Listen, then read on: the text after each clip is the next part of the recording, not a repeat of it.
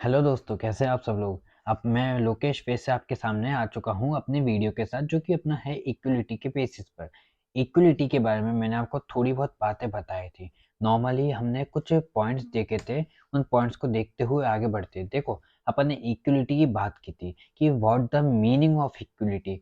तो हमने जाना था इक्वलिटी का क्या मतलब। एक तरह से इक्वलिटी और लिबर्टी दोनों क्या मैच करते हुए सब्जेक्ट्स हैं, मैच करते हुए वर्ड्स हैं। if it is both are same in the manner of freedom, तो हम कह सकते हैं हाँ कि इक्वलिटी ऑफ लिबर्टी एक ही है, but something is different in both the words. What is it, देखते हैं। देखो, जैसे कि इक्वलिटी की अगर हम बात करें तो हमसे सवाल पूछा जाता है, क्या इक्वलिटी का मतलब सबको एक समान व्यवहार करना, सबके साथ एक समान ट्रीट करना है, means is treating everyone same as known as the equality. Means मान के चलो, मैंने एक दो इंसान है मेरे सामने, एक है एजुकेटेड और एक है अनएजुकेटेड। मैंने एजुकेटेड से को है ना 2 सेब दे दिए और अनएजुकेटेड से कहा कि है ना तेरा एक सेब देते हुए कि तेरा ये एक सेब है ना, ये बहुत ज़्यादा महंगा आया है।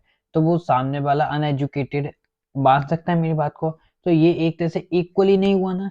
बट अगर मैंने दोनों 2 सेब है ना एजुकेटेड को दिए और 2 ही सेब अनएजुकेटेड को दिए, तो ये मैटर इक्वली हो गया ना। तो ऐसी चीज़ें हम देखते हैं, क्या क्या ये इस तरह की बात इक्वली होगी, या फिर इस तरह की बात इक्वलिटी को प्रूव नहीं करेगी। लाइक अब मैं बात करूं इसी जगह पर दो लोगों की, एक है जो जिसको लगी है काफ़ी तेज भूख और एक है जिसको कम भूख लग रही है। तो हम इस एग्जाम्पल के तौर पे समझते हैं। देखो, जिसको ज़्यादा तेज भूख लग रही है उसको मैंने दिया एक सेब, और जिसको कम भूख लग रही है उसको भी दिया एक सेब। तो क्या ये जो वर्ड है, ये जो बात है, ये इक्वलिटी को दर्शाती है? क्यों? क्योंकि जिसको ज़्यादा तेज भूख लग रही है उसका भी तो पेट पूरा भरेगा नहीं, क्योंकि उसे दिया ही एक सेब दिख गया है, तो उसे तो ज़्यादा चाहिए ना। उसी तरह से मैंने आपसे एक और पॉइंट किया था। अभी पहला पॉइंट हमारा हुआ कि क्या दोनों को बराबर देना, सबको बराबर देना हमारी इक्वलिटी है।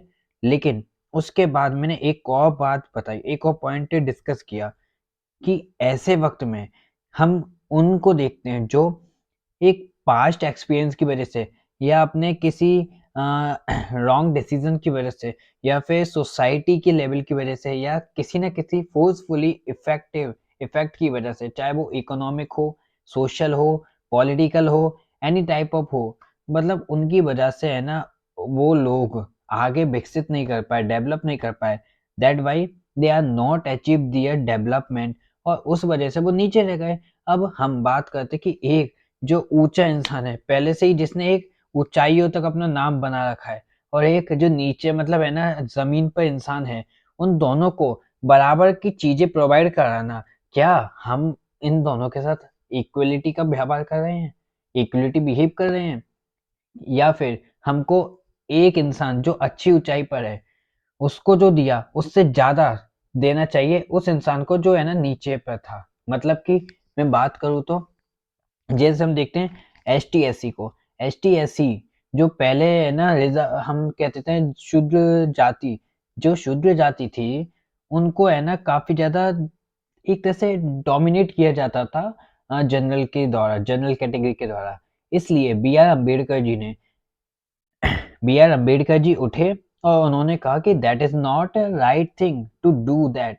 मीन्स ये जो आप कर रहे हैं ये सही नहीं है, और इसको हटाओ, इसको हटा करके इक्वलिटी प्रोवाइड कराओ, नहीं तो हमें एक अलग से इलेक्टोरल सिस्टम दो। और अलग से इलेक्टोरल सिस्टम का मतलब कि जैसे हिंदुस्तान है और पाकिस्तान है, उसी तरह से एक और मुल्क होगा जिसमें है ना ये शूद्र जाति के लोग रहेंगे। लेकिन गांधी जी ने है ना गांधी जी ने बी आर अम्बेडकर जी से बात की, और बात करके उन्होंने कहा कि हम सब बराबर हैं, आप सब मेरे भाई हो, हरिजन हो आप, मतलब हरि भगवान के जनता हो आप। तो आप ऐसा मत सोचो कि आप शुद्ध हो, हम आपको हरिजन मानते हैं, तो इसलिए आप अलग से इलेक्टोरल मत मांगो।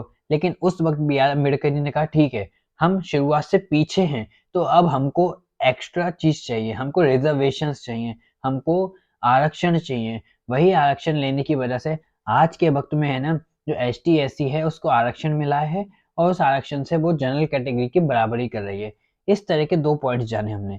पहला पॉइंट, सबको इक्वली ट्रीट करना, सबको इक्वल इक्वल एक प्रोडक्ट या फिर है ना कुछ राइट से देना जो बिल्कुल इक्वल हो। बट उसी बेसिस को देखते हुए हम दूसरा पॉइंट भी देखते हैं कि जो अपना डेवलपमेंट नहीं कर पाया और जो पहले से ही डेवलप करके बैठा हुआ है, तो दोनों को एक लेवल पे लाना। और वो एक लेवल पे कैसे आएंगे कि एक जो डेवलप है उसको तो उसी जगह पर रहने दो या फिर उसको थोड़े से राइट्स दे दो, लेकिन जिसके पास राइट्स नहीं है उसको है ना कुछ ज़्यादा राइट्स दो, एक्स्ट्रा चीज़ें दो और उसकी वजह से इन दोनों को बिल्कुल बराबरी पे लाओ। इस तरह की बात हम इसमें करते हैं। ये चीज़ें अभी तक हमने पढ़ी थी। अब हम इसके आगे बढ़ें, तो इसके आगे मैंने आपको ये पिक्चर बताई थी, थोड़ा बहुत इस पिक्चर के बारे में मैंने डिस्क्राइब किया था। अब हमने स्कोप्स देखे थे और इसके बाद हमने थोड़ी बहुत और बातें देखी थी, जैसे कि हमने है ना ये देखा था कि इक्वलिटी मैटर्स क्यों करती है, why we need equality. Moral और पॉलिटिकल कॉन्सेप्ट बेसिस पे हमने ये देखा था। मोरल क्या कि मोरली हमको ह्यूमैनिटी सिखाती है, हमको इंस्पायर करती है कि हमको इस लेवल पे इस तरह से आगे बढ़ना चाहिए। और पॉलिटिकली हमें बताती है कि कलर, जेंडर और किसी के मतलब किसी अलग वे से किसी डिस्क्रिमिनेशन को नहीं बढ़ावा देना चाहिए और सबको बराबर मानना चाहिए, बराबर ट्रीट करना चाहिए। इस तरह की बात हमने इसमें देखी थी। हमने देखा था इक्वलिटी कहते समय रियल में इक्वलिटी की बात सब करते हैं, है भी, लेकिन असलियत में क्या इक्वलिटी एग्जिस्ट करती है? हमने एग्जांपल्स देखे थे इसमें कि एक जगह हमारे सामने है बहुत ही अच्छा घर, और देखो कितना शानदार, कितना क्लीन घर है बिल्कुल, जिसके आसपास की सड़कें भी कितनी प्यारी हैं। और एक जगह स्लम एरियाज जहाँ पर नालियाँ बह रही हैं, जो कि गंदी नाली, कच्चा एक है ना घर बना रखा है जो कि टूटा फूटा है, बारिश आ जाए तूफान आ जाए तो ये भी टूट जाए। तो ऐसी चीजें हम देखते हैं और यही चीजें हमें बताती हैं कि we are talking about the equality, but at that time complete equality does not exist in the country. हम ये चीजें जानते हैं, हम ये चीजें समझते भी हैं, पर हम बात इस चीज की नहीं करते, हम बात करते हैं इक्वलिटी की। तो हमारे माइंड सेट में इक्वलिटी बन गई है।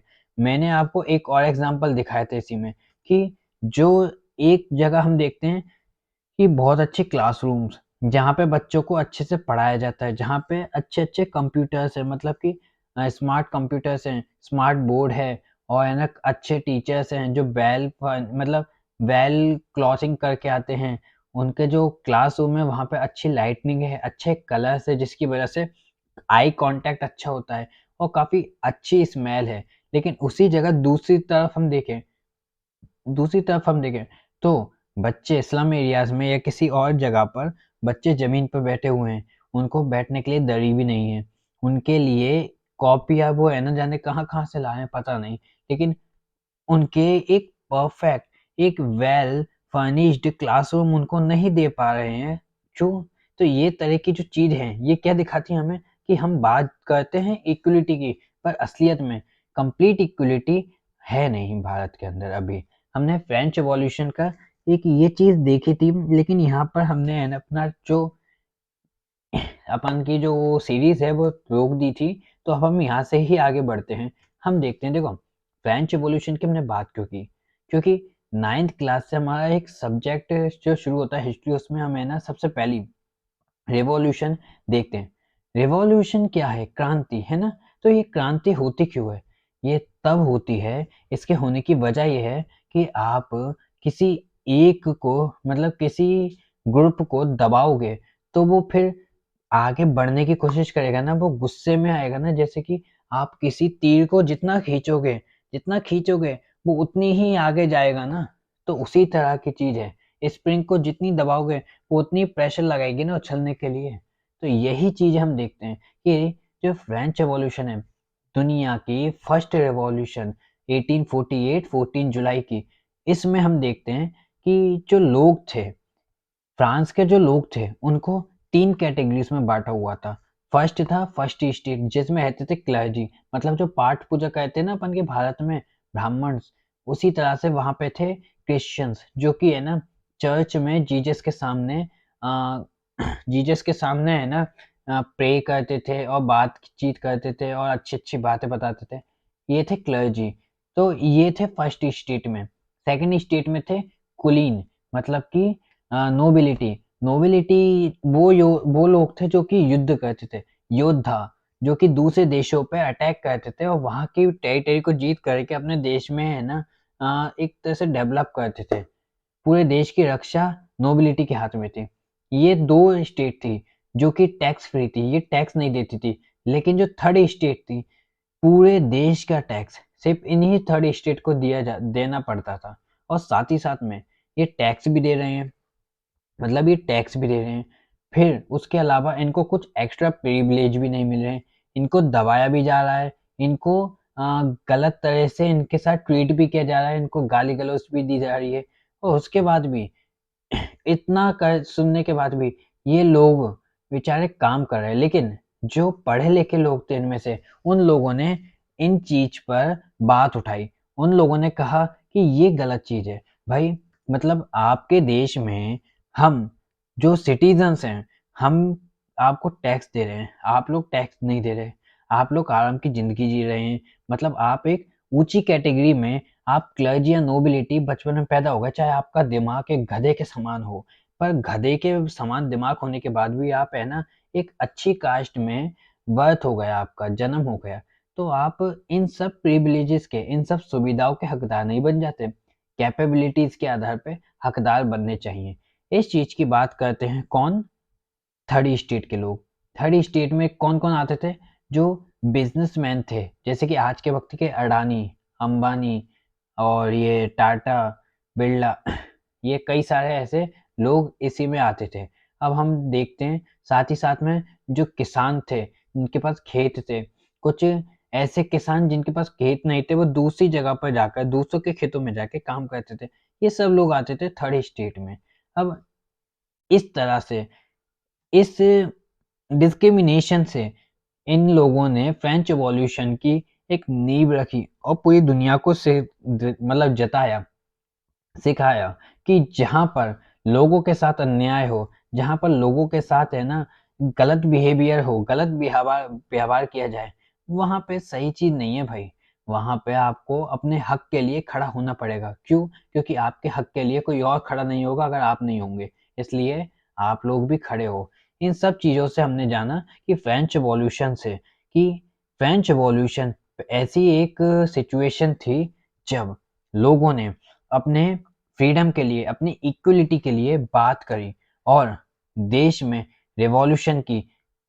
उस रिवॉल्यूशन को देखकर पूरी दुनिया ने इस रिवॉल्यूशन में पार्टिसिपेट किया, अपने-अपने देश में रिवॉल्यूशन करके इक्वलिटी को मेंटेन करने के लिए एक अपना स्ट्रगल किया।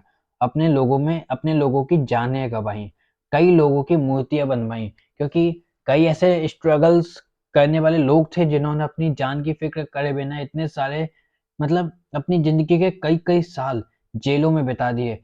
कई लोगों ने अपनी गर्दन कटवा दी। ऐसी चीज़ की वजह से उन लोगों की इमारतें बनवाई गई और फिर बात उठी कि वी आर इक्वल। अगर जो हमारी इक्वलिटी को चुनौती देगा, जो हमसे कहेगा कि वो इंसान ऊपर है हमसे और हम नीचे हैं, तो हम उस इंसान को कभी नहीं माफ़ करेंगे और उस इंसान को जीने नहीं देंगे। ये सारी बात हम देखते हैं फ्रेंच रिवॉल्यूशन में। लेकिन क्या सिर्फ़ फ्रेंच रिवॉल्यूशन में ये सारी चीज़ें हो रही थी? मैंने अभी आपसे कहा कि फ्रेंच ने एक ये थॉट पूरी दुनिया में फैला दिया था कि जहाँ पे इक्वलिटी नहीं है, वहाँ की सोसाइटी अच्छी नहीं है, तो सोसाइटी को अच्छा बनाओ, इक्वलिटी को मेंटेन कराओ, चाहे वो कैसी भी स्ट्रगल करनी पड़े उसके लिए या कैसे भी रिवॉल्यूशन करनी पड़े। एक थॉट था जो कि स्पेशली फ्रांस के लिए उठाया गया था। 10th क्लास की बुक 1848 फ्रेडरिक सोल्यू ने एक पेंटिंग बनाई थी, उसके पास ही उसने बताया था when France नीजेस the rest of the Europe catches the cold. इस थॉट से है ना हमने देखा कि जो फ्रांस के लोगों के बारे में कहा गया था कि अगर फ्रांस को खांसी भी होती है मतलब जुकाम भी होती है तो पूरे यूरोप को है ना खांसी हो जाती है। ये बात के बारे में बताया गया था हमें 10th की बुक में, जो कि थी नेशनलिज्म इन यूरोप में। Chapter first. इस चीज से हम समझते हैं कि इक्विलिटी किस तरह से मेंटेन करने के लिए कई कई लोगों ने कितने सारे स्ट्रगल्स किए। बात उठती है, क्या फ्रेंच में ही ये स्ट्रगल्स हुए? Not only in French. Question का आंसर नहीं। डिमांड फॉर इक्विलिटी हर जगह पर रेज हुई जहां पे एंटी कॉलोनियल स्ट्रगल्स हुए, जैसे कि भारत। हम दूसरे देश की तो छोड़ ही देते हैं, अफ्रीका में हुए, एशिया में हुए, कई जगह पर हुए, लेकिन हम भारत की देखते कि भारत में कॉलोनियल रूल्स चल रहे थे, जिसकी वजह से कई सारे लोगों ने इक्विलिटी की बात की, एंटी कॉलोनियल स्ट्रगल्स फेस किए और लड़ाइयाँ की और कहा अंग्रेजों से कि वापस भागो। हमने अपनी मॉडर्न इंडिया अच्छे से पढ़ी हुई है, तो उससे हम जानते हैं इक्विलिटी की मायने, इक्विलिटी के रिजल्ट्स कि क्या क्या होती है इक्विलिटी।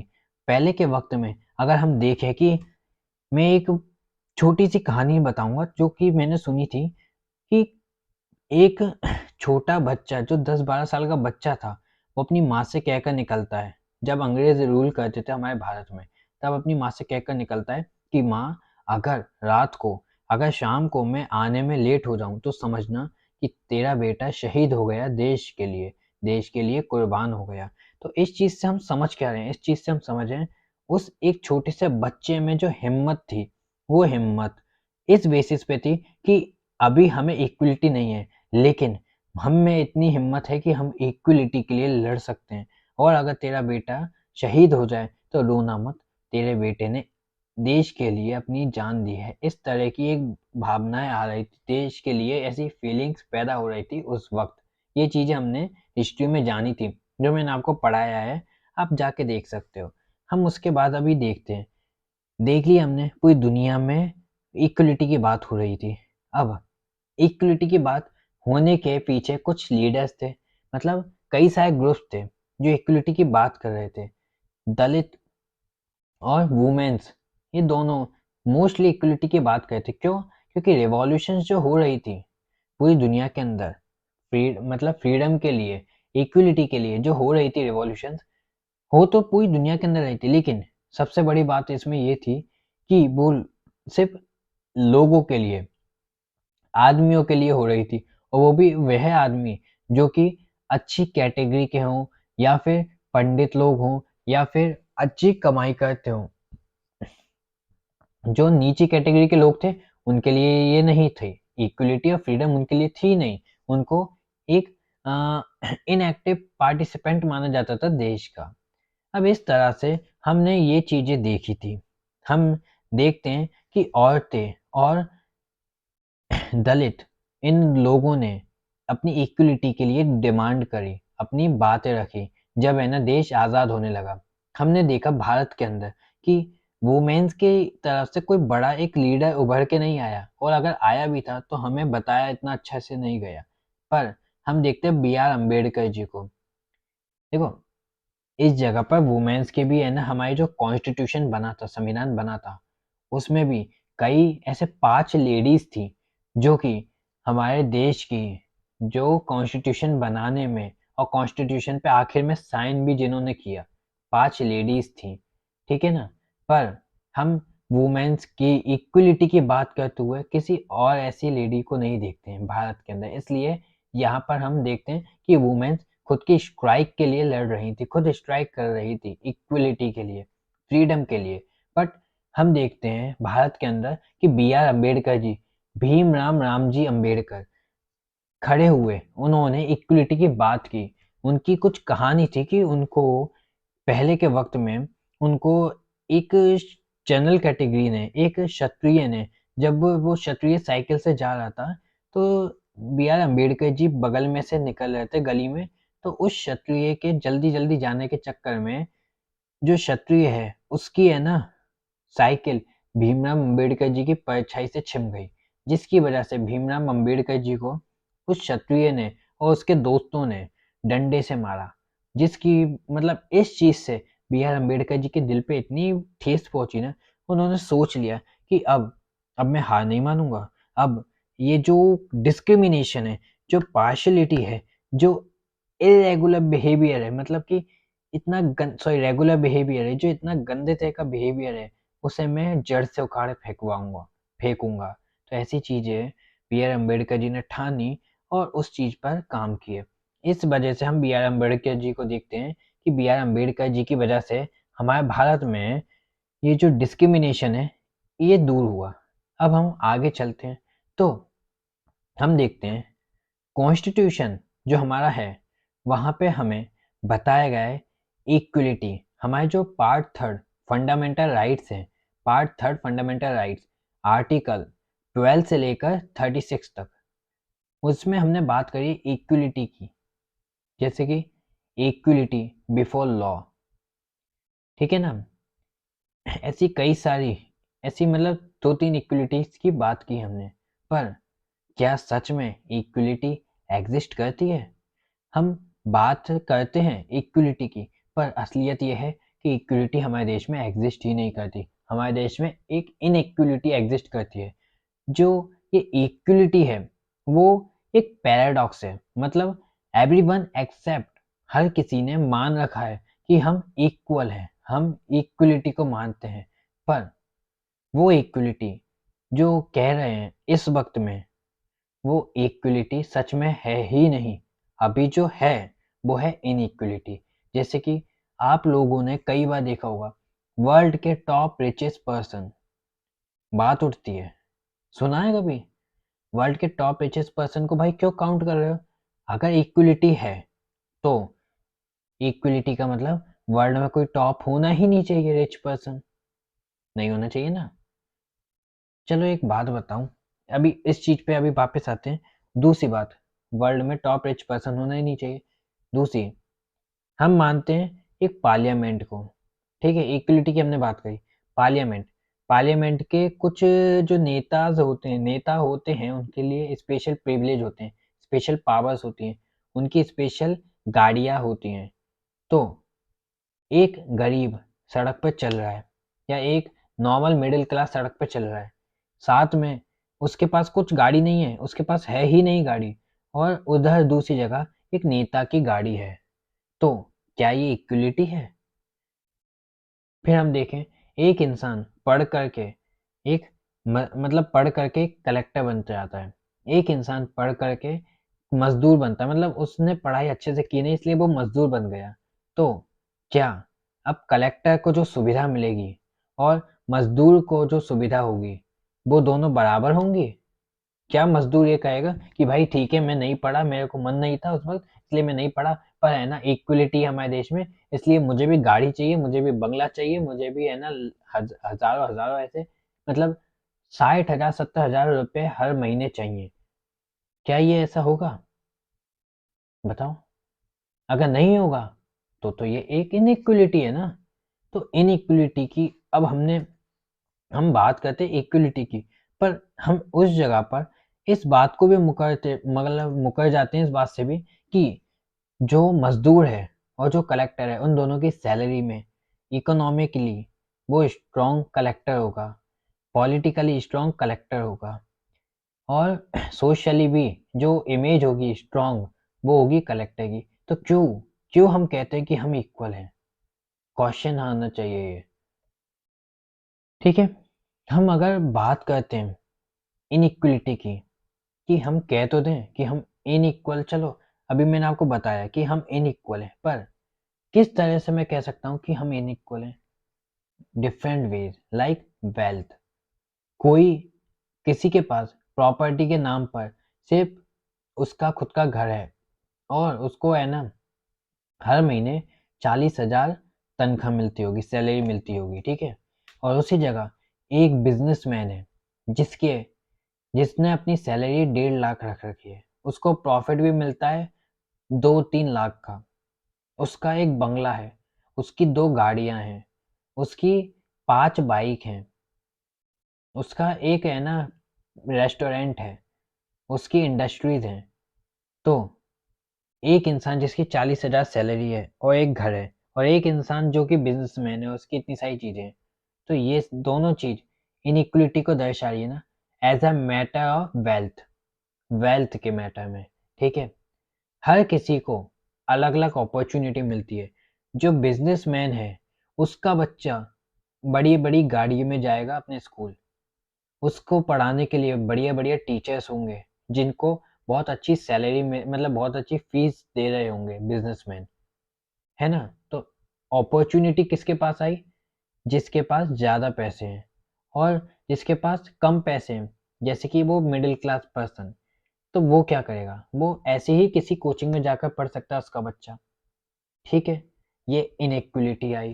फिर वर्किंग सिचुएशंस, वर्क करने का सिचुएशन, बिजनेस वाला एक अलग ही जगह पर वर्क करेगा, वो अपने माइंड को चलाएगा, बट जो एक मिडिल क्लास वाला बंदा है, पर्सन है, वो क्या करेगा?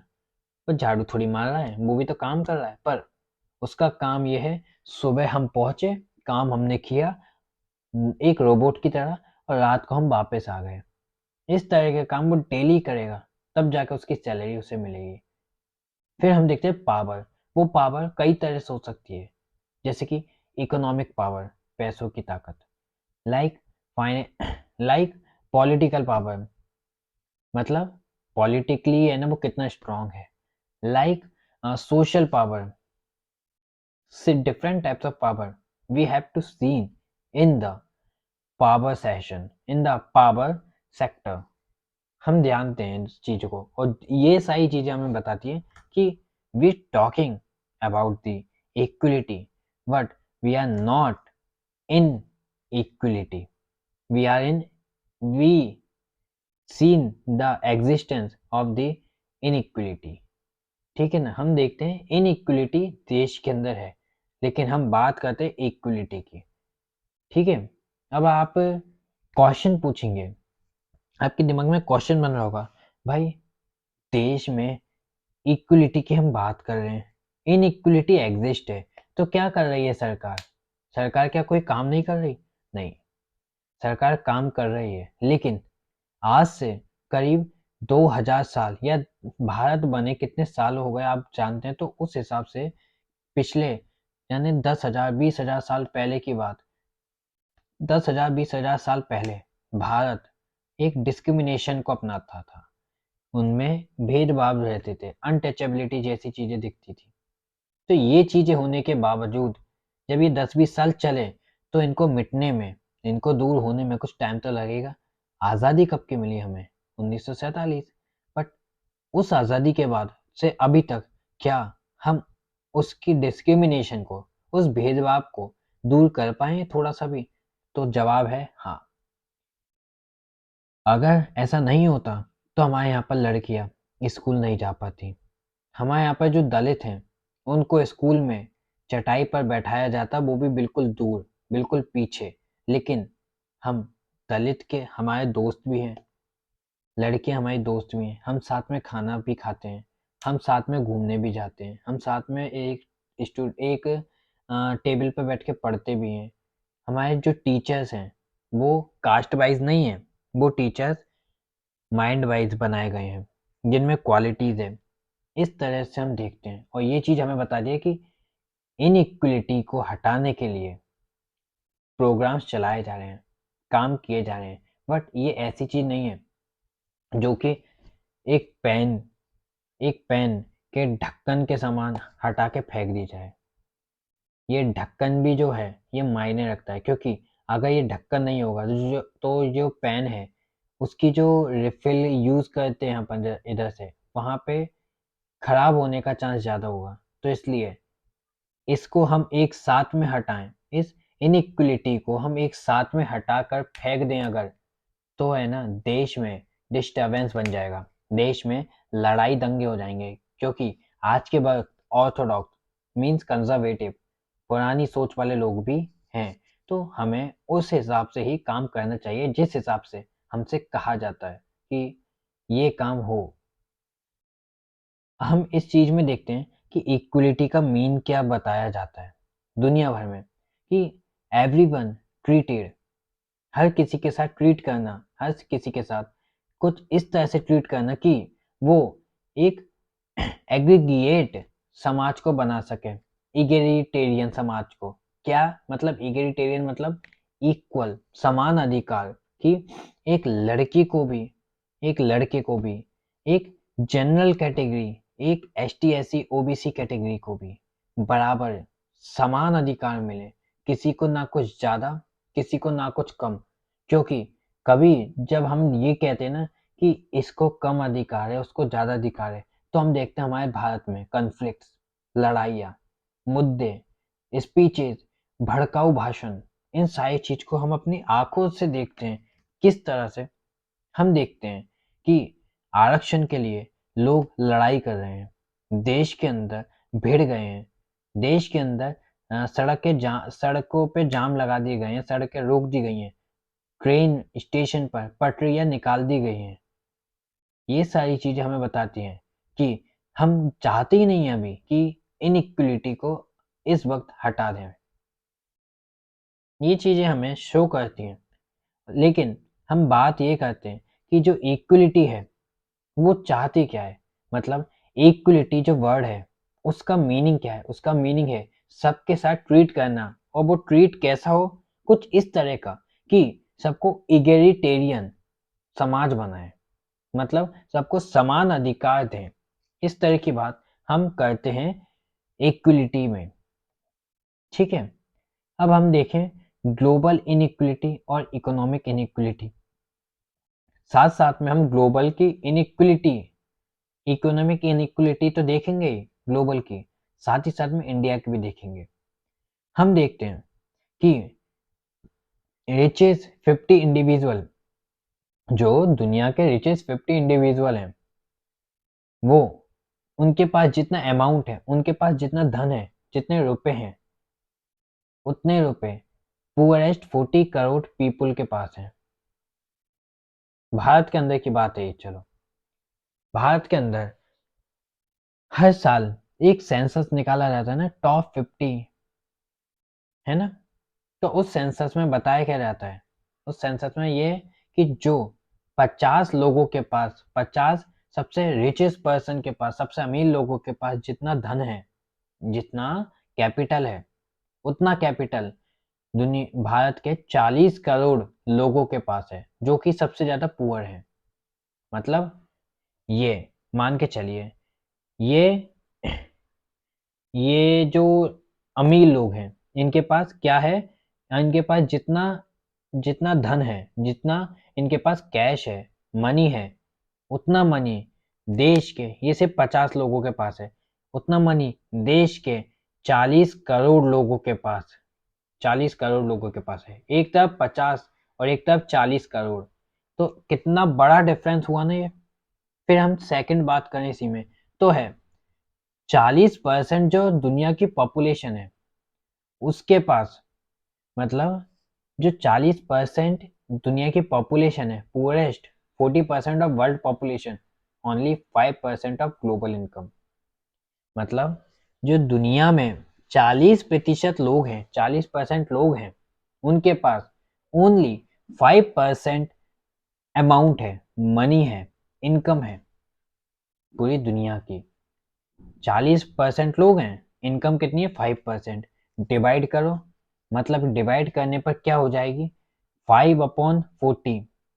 ठीक है, तो 0.1 समथिंग इनकम हर एक के पास हुई, 0.1% इनकम हर एक के पास हुई एवरेज पर। ठीक है, ये चीज हम देखते हैं।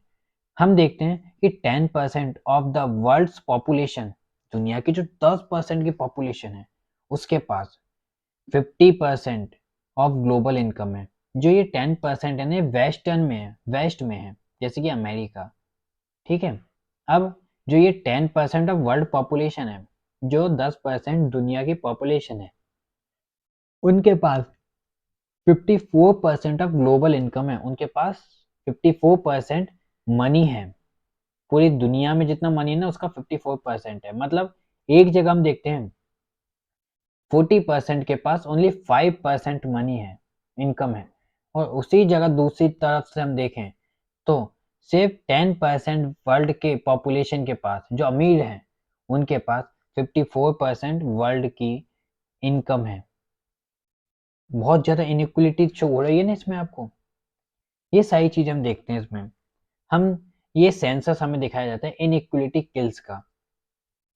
ठीक है, इस तरह की चीज़ें हमें बताई जाती हैं। साथ ही साथ में हमें बताया जाता है 25% ऑफ द वर्ल्ड पॉपुलेशन, मतलब जो 25% वर्ल्ड की पॉपुलेशन है जो वेस्ट में रहती है, लाइक कनाडा, ब्राज़ील, अमेरिका, है ना?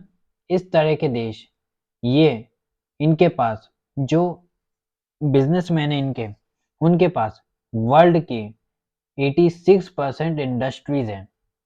जो दुनिया में 86% इंडस्ट्री है ना, वो वेस्ट के पास है।